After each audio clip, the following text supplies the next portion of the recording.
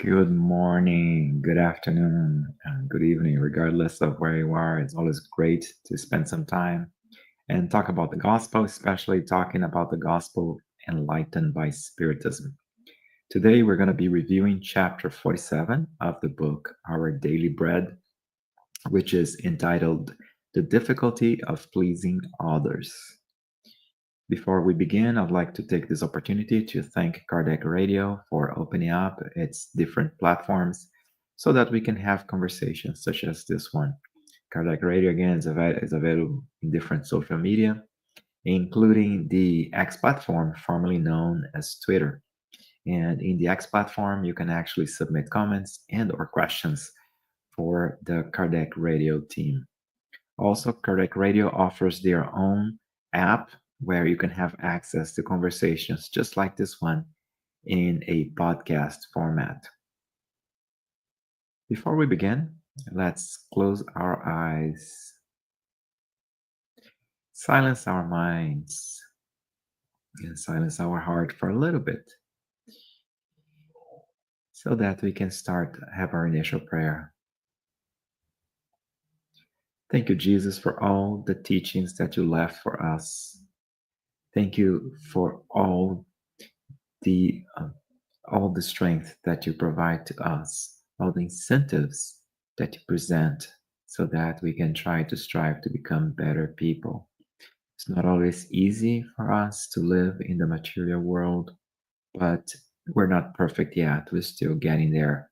But at least we should be trying. We should be doing our best to triumph not over others, but to triumph over our imperfections, over our shortcomings. Give us the strength so that we might recognize what is the aspects of us that need to be improved, and also give us wisdom so that we might understand, identify what those moral defects might be. May your peace be with us always, so be it. Again, we're going to be reviewing chapter 47 of the book Our Daily Bread. And it is quite of an interesting chapter, and it's based on Paul on the letter to the Galatians, chapter 1, verse 10. If I were still trying to please man, I would not be a servant of Christ. So this is very interesting. Paul reminding us that he was still trying to serve man, in his case, in man, in general terms, meaning the people of the planet Earth, I would not be a servant of Christ. So I really like this particular verse that reminds us that of the difficulty for us to be here on earth and to be interacting with our brothers and sisters. And recognizing though that besides the necessity or the necessity of us to be live in society, the society it was one of God's laws. So it is important for us to be we have to be live in society for our own development. But we should take the opportunity as we are dealing with others, not so much to find justifications for our for those aspects of us that need to be improved. On the contrary, we should stay firm.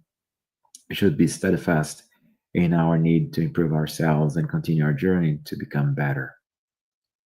Emmanuel does a very good explanation here, this particular passage, indicating in the first paragraph that the sincere disciples of the gospel would do well to preoccupy themselves with their own endeavors and conscientiously accomplish the tasks which they have called upon to fulfill daily, learning to overlook the irrational opinions of the world. So I like here because, so first of all, the sincere disciples of the gospel. So basically, those individuals who really follow the gospel from their heart, they really want to try to do it. They're really putting an effort on following the teachings of Jesus. And those should preoccupy themselves with their own endeavors, with their own, so basically with their own commitments and accomplish their tasks. So we're not, which they're called upon to fulfill daily. And these are not referring to those material, earthly matters that we have to take care of. This is being expanded to what to our spiritual obligations, to our spiritual commitments. And Emmanuel again indicates to us that those individuals, those who are sincere learners of the gospel, they have to overlook the irrational opinions of the world. They have to overlook these opinions of the world that are irrational. And I like the use of the term irrational here, even though we are rational beings. But a lot of times there are some conventions that are put in place that just don't make sense. However, society forces us to follow them anyways. So even though again, if they're senseless and they do not contribute to our spiritual development. Emmanuel continues indicating here that the great multitude will not know how to display warmth and admiration except to those who supply their demands and whims. In the conflicts which the student will no doubt encounter on the path, the faithful apprentice of Jesus will be a different type of worker who instinctively the multitude will not comprehend. So these here draws an interesting contrast with what we see in the multitude. Well, in the multitude, meaning the great majority of humankind. So we have a tendency as human beings to display warmth and admiration. We tend to follow those individuals that supply our demands. So basically, quid pro quo. So those individuals that we believe that can give us something. And in conflicts, in the conflicts which the women have encountered on the path. And so basically in our struggles, basically, so the true apprentice of the faithful apprentice of Jesus. And interesting now that Emmanuel chose a different way of expressing the same concept. Before he was talking about the sincere disciples of the gospel, and now he's talking about the faithful apprentices of Jesus.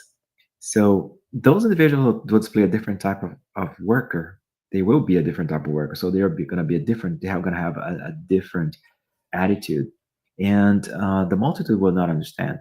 So if we're not following the examples, if we're not admiring people and being nice, quote unquote, to someone who we expect getting something back, if we're not doing that, but again, if you're showing admiration and respect for all of those around us. If we're following the laws of Jesus, then like it is mentioned that Jesus um, did not see in the different individuals. He would not recognize the earthly ranks of those. Basically, he would treat anyone with the same level of respect as before. So, which was very strange back then, and it's still very strange nowadays. So, if people capture us if people catch us having a different behavior, having a different type of admiration for other people. For instance, if we are admiring someone who, quote unquote, seems to be an unsuccessful person by earthly standards, but who we do recognize as people of very good heart. So it is going to be strange for people, for others, because they are not going to see how can I be how can I be helping someone or being nice to someone or even admiring someone who, quote unquote, cannot provide me with any earthly advantage. So, as you have this kind of true Christian attitude, then people are going to think that you're a bit strange, that there is something wrong with you. But the good news, no, there is nothing wrong with someone who has such moral behavior.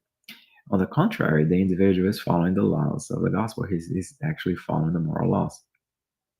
And he's seeing beyond that individual who, by earthly standards, would be all the way down. He's recognizing the potential, the light, the wisdom of that soul. Again, regardless of the position of that individual in the hierarchy of the earth, and again, which for a great portion of the earthly population would come to be something that they would not recognize, something that would be strange for them.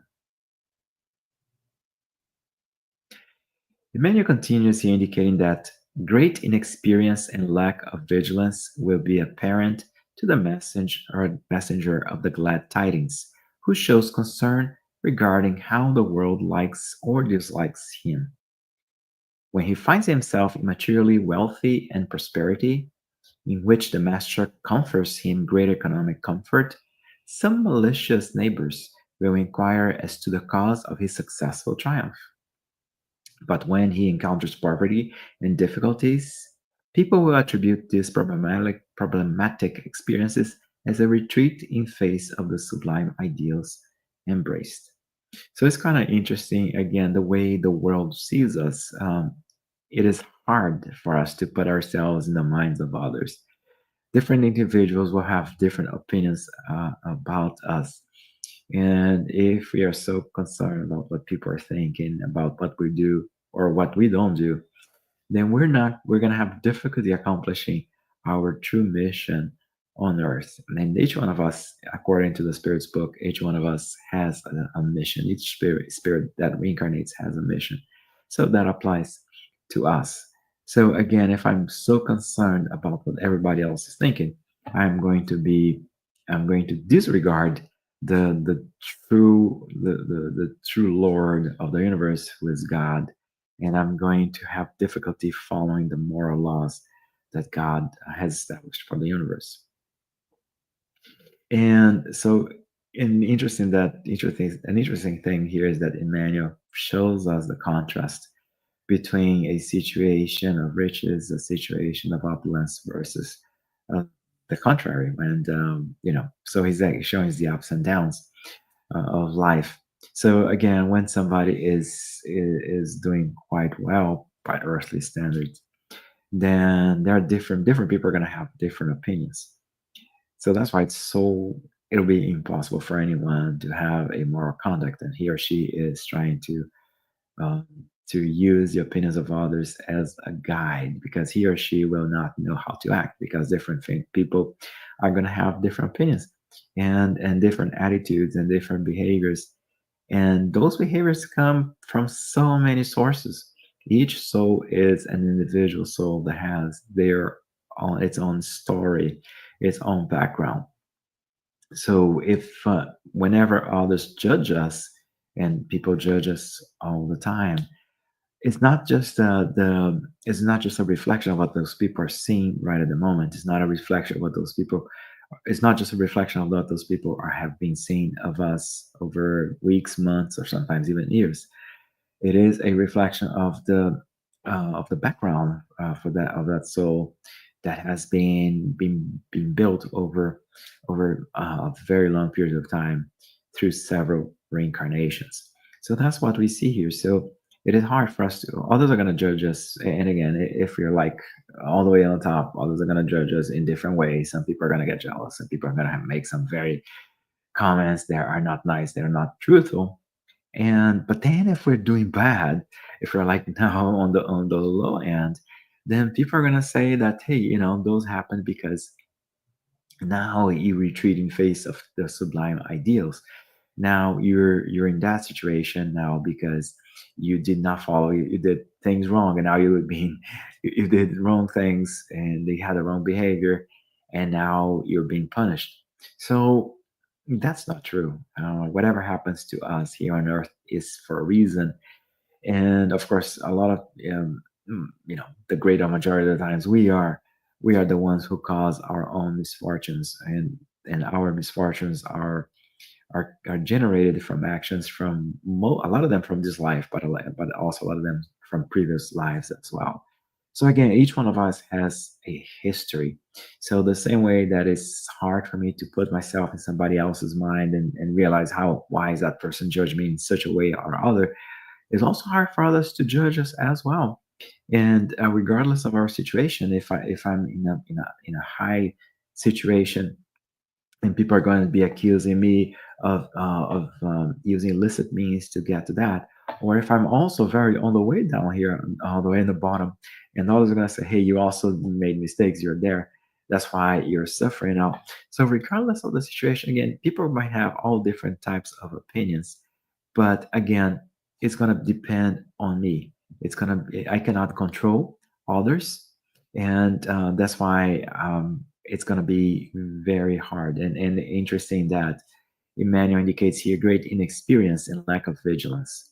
So, so if I'm so concerned about others are thinking, it's that means that I'm not mature enough. And experience here, the way I interpret this, is not just experience here on earth, but the maturity that we acquire over successive reincarnation. So I might have, all of us have reincarnated many, many, many times, but it is up to us through those experiences to gather the proper types of experience to learn from our experiences. So just like the term says here, great inexperience. So if we're still inexperienced, if we have not learned sufficiently from our previous lives, then we're going to be really subject, and we're going to be influenced by the opinions of others, um, regardless of here of where we are if we are either on top or on the bottom.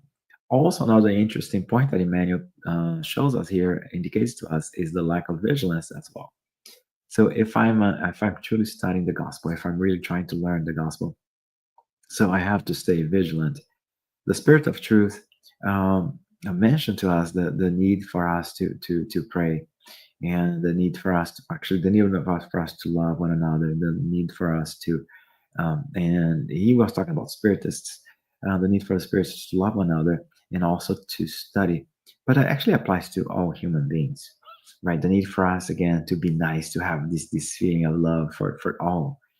Jesus taught us to even have love towards enemies, which again is a total separate conversation, but basically it means do not wish any harm to those who consider themselves to be our enemies, and also for us to study, to learn new things too. So if I'm not keeping an eye, if I'm not getting ready, if I'm not observing, how if I'm not attentive to those influences are around me, then it's going to be very easy for me to be manipulated.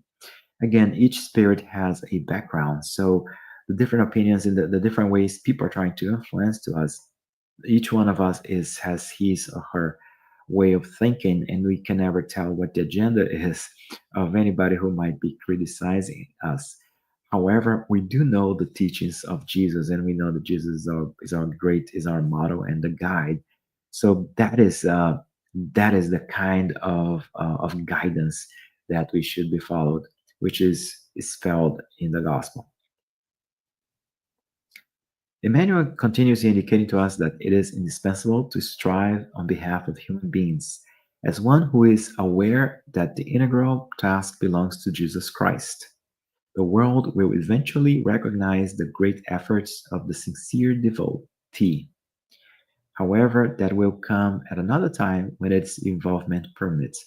So I like this here. So it is kind of like if we know, and I like that he used the term here to strive on behalf of human beings, and to strive to try to become better, to help ourselves and to help others as well. So to try to strive that, and to be aware of the integral task that belongs to Jesus Christ. So this amazing task that Jesus is the governor of planet Earth again, according to Emmanuel, and in the further book Pathway to Light.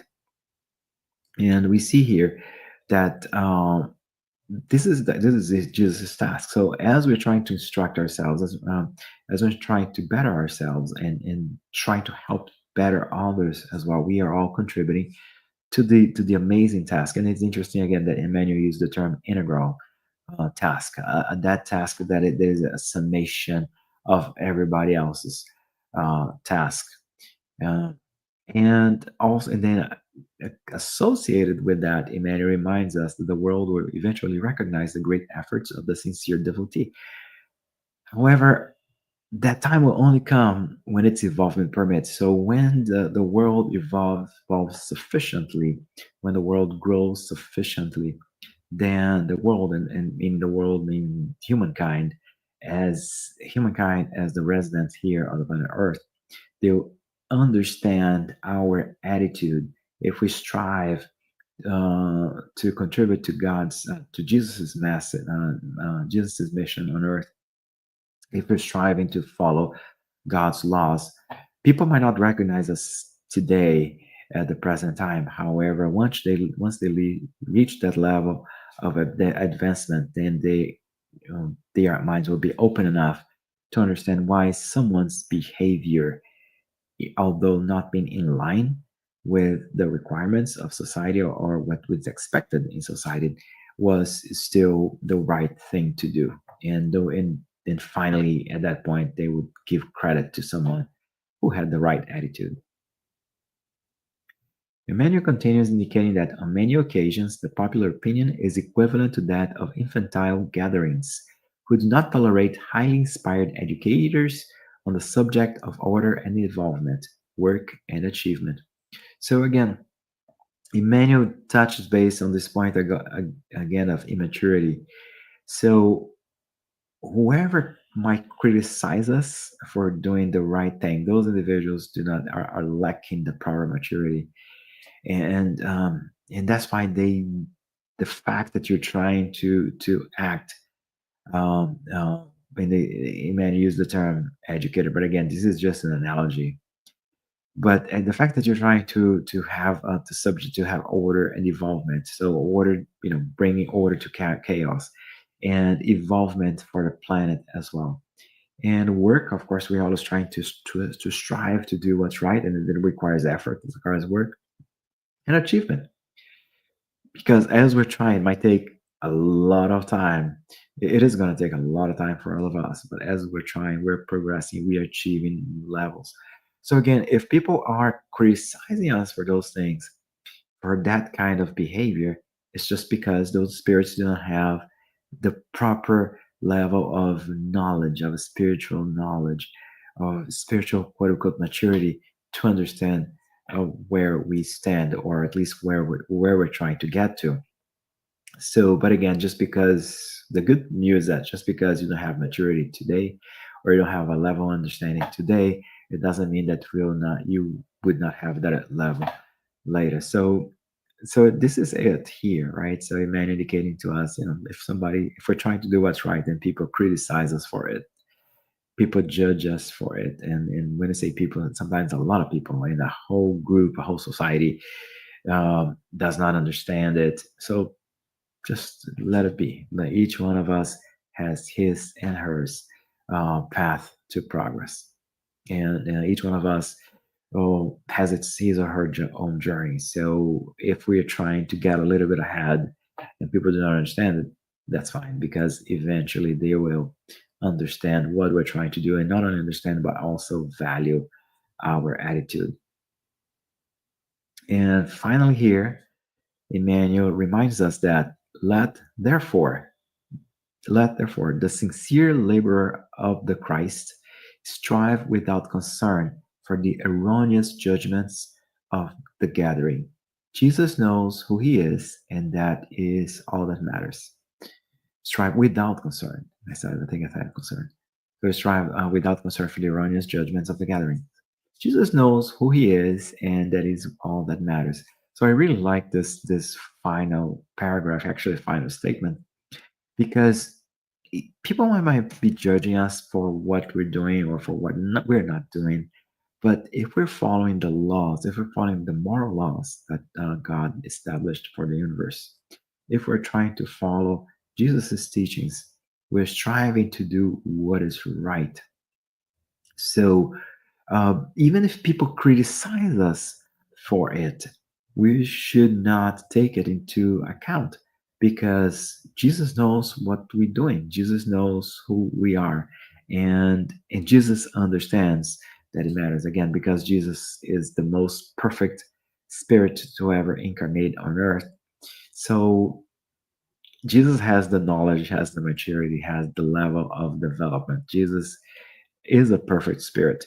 So if we're trying to do what's right, doesn't matter if we're surrounded by 2 people, 10 people, 100 people, a million people who do not understand it, who might criticize us. So as long as Jesus acknowledges it, we are in good shape. Thank you very much. This is our conversation for today. I hope you liked it. And if you liked it, make sure that you click the little like button in whatever platform, social media platform you're using right now. I want to thank again Cardiac Radio for opening up for us to have discussions just like this one here. At this time, let's say our final prayer. Jesus, our friend, thank you for so many great things. Thank you for so many great teachings. And especially grading, thank you for all the opportunities that we have to put into practice what we've been learning from you over so many centuries. Give us strength so we can try to continue on the path of righteousness. People might criticize us whenever we're trying to do what's right. And people might also be judgmental of us for not recognizing the value of the good that we're trying to do. However, you do see what's in our hearts.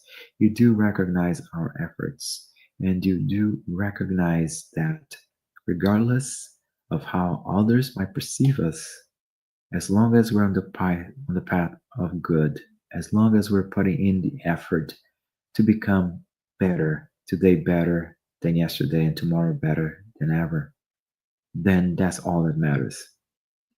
May your peace be with us always. So be it. Thank you.